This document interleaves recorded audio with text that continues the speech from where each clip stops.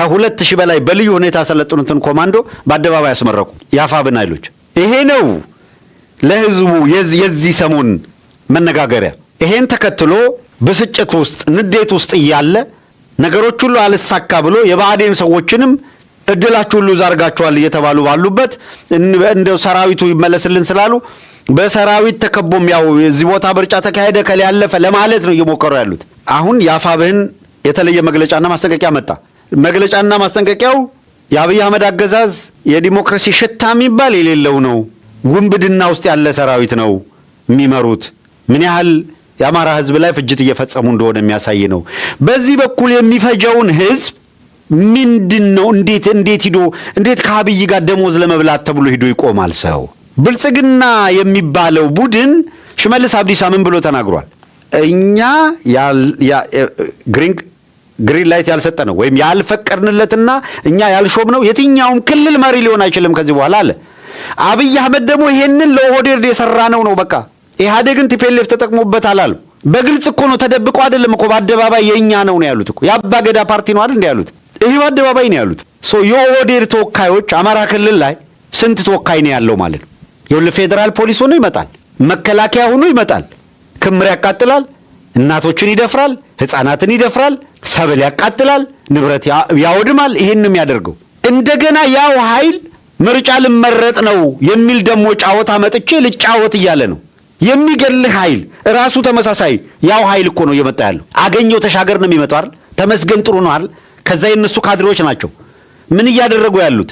እነ ጌትነት አለማው ምናምን አለማው የሚባሉ ሰዎች እኮ ማለት ናቸው። አንድ ጃጃው ነው ምናምን የሚሉት አለ። እነ ግርሻ ነጋሻው ግርሻ እነ በለጠ ሞላ ቀለጠ እነዛ ናቸው አይደል የሚመጡት ተመራጭ ሊባሉ። የአማራን ህዝብ ተመስገን ጥሩ ነው ምንድነው ያለው? ተላላኪ በገዛ እንደበቱ አይደለም እንዴ? ተላላኪ ያለው ህዝብ ላይ በመሳሪያ ታጅቦ መጥቶ የአማራ ህዝብ እኔን መርጦኛል ብሎ እንደገና ሊወከልበት ነው። ይሄ አይሆንም ነው እያለ ያሉት። ይሄንን አንፈቅድም በህዝባችን ላይ በመሳሪያ ጫና ህዝባችን እኛን መርጦናል የምትሉት የምትገሉት ራሳችሁ፣ የምታሰድዱት ራሳችሁ፣ የምትሰድቡት ራሳችሁ፣ መልሳችሁ መታችሁ ደግሞ የሱ ተወካይነን ብላችሁ ሌላ የመግደያ ፈቃድ እንድትወስዱ አንፈቅድላችሁም የሚል ነው ያመጡት።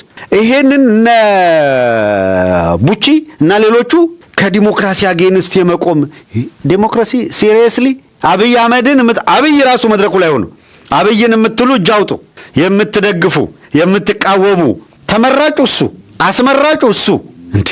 ይሄ የእሱን ሊቀመንበርነት መድረኩን ፖዲየሙን ለአስመራጮች ሰጥቶ በነጻነት ድርጅቱ አባላት እሱ ወርዶ እንደማንኛውም ተራሰው ልክ ከፖዲየሙ ሲወርድ ተራሰው ነው አለቀ። ላይ ቆሞ ማን ነው እጅ የሚያወጣው ማን ነው የማያወጣው የሚለውን እያየ ሊያስፈራራ ላይ ሆኖ አብይን የምትሉ ብረጡ እያለ ሲያስመርጥ የቆየ ሰውዬ በኢትዮጵያ ውስጥ ዲሞክራሲ ያመጣልና ምርጫ አካሄድ ያልክ ነው። ምርጫን ማን ይጠላል? በህዝባችን ላይ እንደዚህ አይነት ቀልድ መቀለድ አንፈቅድም የሚል አቋም አንጸባረቁ። ከዚያ ቀጥለው ምን አሉ? ይሄ ድጋሚ የመግደያ ካርታል ምናምን ሌጂቲሜሲ ልውሰድ ለሚል አካል ተባባሪ በመሆን በህዝባችን ላይ የሞት ድግስን የደም ድግስን እናጧጡፍ የምትሉ አካላት ካገዛዙ እኩል እንታገላቸዋለን አሉ። ምክንያቱም ሲያስረዱ ነጻ ፍትሐዊና ገለልተኛ በሆነ መንገድ ታማኒነት ያለው ምርጫ ለማካሄድ የሚያስችል ሁኔታ የለም ነው። በኔ እይታ ከተቃዋሚው ማነው ከአፋብህን ለምሳሌ መግለጫው ላይ በጣም ወሳኝ ነገሮች አስቀምጠው ሲያበቁ እይታ ነው ምልከታዬ። ከአገዛዙን ጋር ተጃምለው የምርጫ ግብስብስ ውስጥ መጥተው ለሞታችን ሌጂቲሜሲ ለመስጠት የሚሞክሩት የሚለው ላይ ከተነሳ በኋላ ይሄን ለማስፈጸም የምርጫ ቦርድነን የምንድነን እንደዚህነን ብለው ላገዛዙ በካድሬነት የሚሰሩ ግን የሚያጭበረብሩ ስፔሲፊክ ቢያስፈልግ ጠቅሶ እንደገና ክሊርሊ ምንም በማያሻማ መንገድ ለአማራ ህዝብ ስትራቴጂክ ጠላት የሆኑ ድርጅቶች እነማን ናቸው የሚለውን 1 2 3 4 ብሎ ለይቶ ከፒፒ ጀምሮ ማለት ነው። ከፒፒ ጀምሮ እንደ ኢዜማ ያሉት እነቀለጠ ሞላ የሚቀልዱበት እንደ አብን ምናምን ብለው የሚያመጡት ፒፒ የፈጠራት ገል በስር ሰው የተቋቋመች ደግሞ ማን ነው ተስፋውን የሚቀልድባት አዲሃን ነው ምናምን የምትባላለች በወታደር ታጅቦ ቤተሰብ ጠይቆ መመለስ ካልሆነ ምርጫ ማድረግ የሚችሉም አይደሉም። ሙንን ለመናየት እነማን ናቸው ምርጫ አድራጊዎች? ግን አየ ለድራማው ድምቀት ከከሌ ይሄን አለፈ ከከሌም ሊሉ ሊጫወቱ ስለፈለገ ለአማራ ህዝብ ስትራቴጂክ ጠላት የሆኑትን ለይቶ ራሱ በስም 1 2 3 4 ብሎ እንደ ኢዜማ ያለ እንደ አዲሃን ያለ እንደ ብልጽግና እንደ አብን ምናምን የሚጠሩትን 1 2 3 ብሎ ሊስት አድርጎ እነዚህ አካላት ስትራቴጂክ ጠላት ናቸው ብሎ ከገመገመ ድርጅቱ እነዚህ ስትራቴጂክ ጠላቱ ነው ህዝባችንን እያጠፉ ያሉ አካላት እንዲገደል የፈረዱበት ህዝብ ላይ መጥተው ደግሞ ምርጫ እናደርጋለን እያሉ ነው። 31 ከ31 25ቱ ተጨፍልቃቸው አንዱ ነው የሚል ትዕዛዝ የተሰጠባቸው ባንኮች በኢትዮጵያ ውስጥ የባንክ ሲስተም ምን መምሰል እንዳለበት ወርልድ ኢኮኖሚክ ፎረም ላይ የቀረበውን የሚገርም ሀሳብ በመልሰት እናምጣና እንስማው። አብይ አህመድም ቁጭ ብሎ ይሄንን ይስማ። Implementation can come in manufacturing and so on and so forth. Now,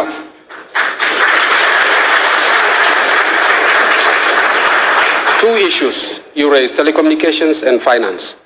We have not liberalized the financial sector in the sense that we have not allowed foreign banks to operate in Ethiopia.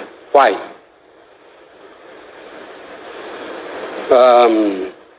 Because these giants, Chiam, manage an economy that's many times bigger than mine.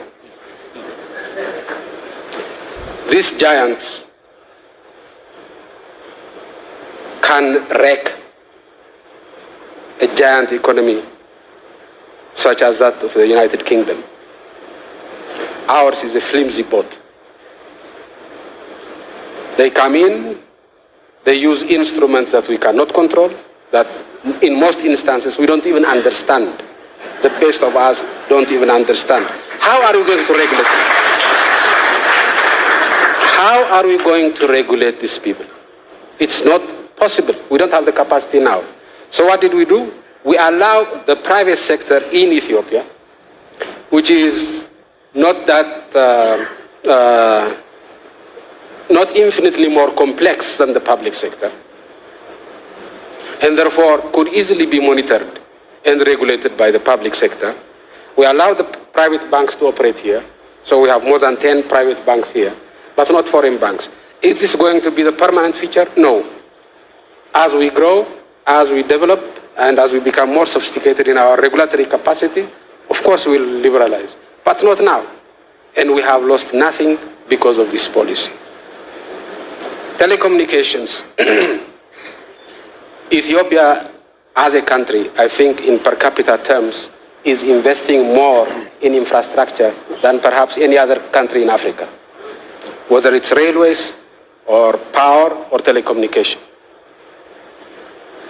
We're doing it by borrowing from banks that are not that good at speculation, mostly Chinese banks.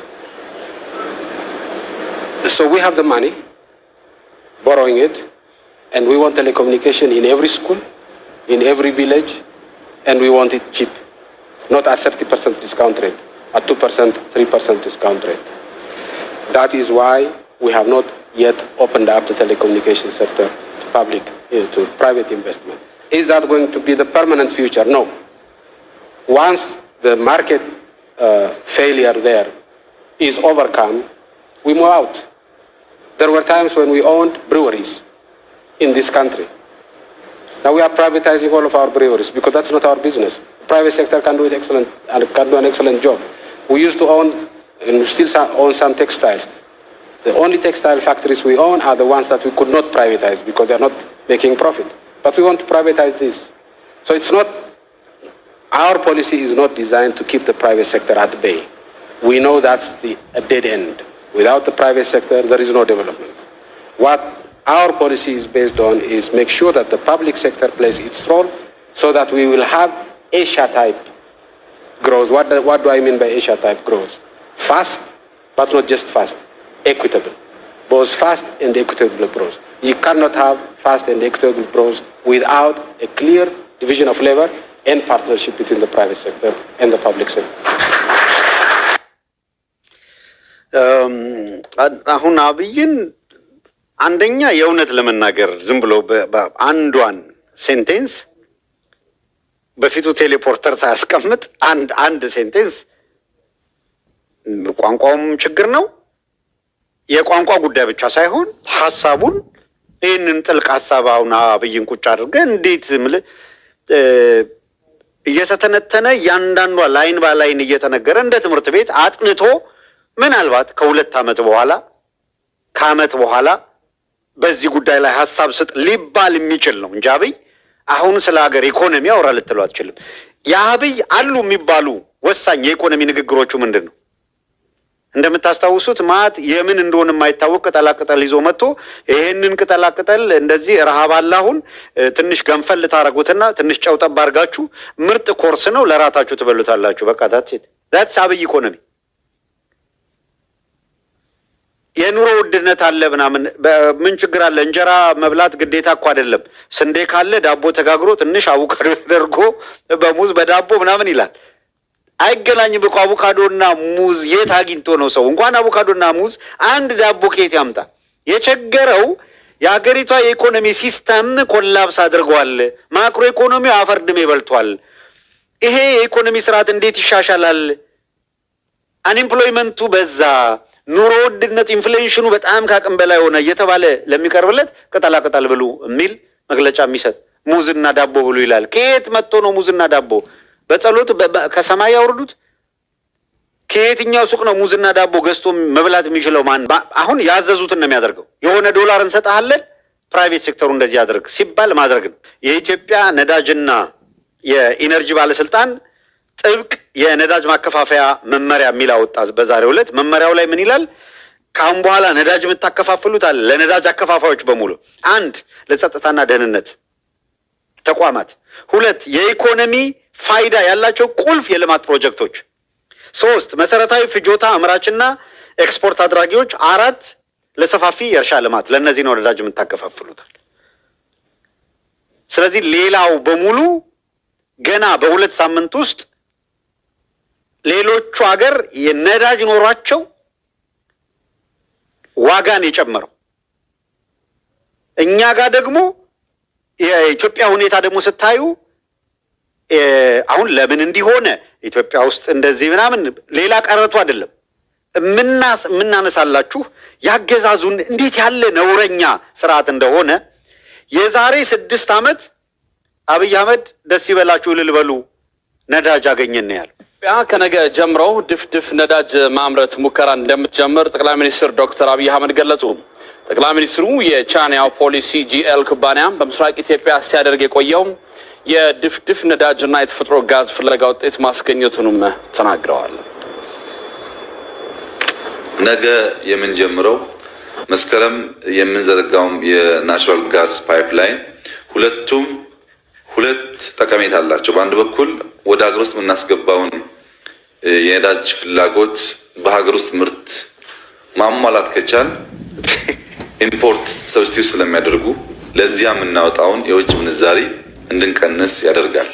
በሌላ በኩል ተጨማሪ ምርት ኖሮን ለሽያጭ ስናውል ደግሞ አዲስ የውጭ ምንዛሪ ማግኛ ምንጭ ሆኖ ያገለግላል ማለት ነው።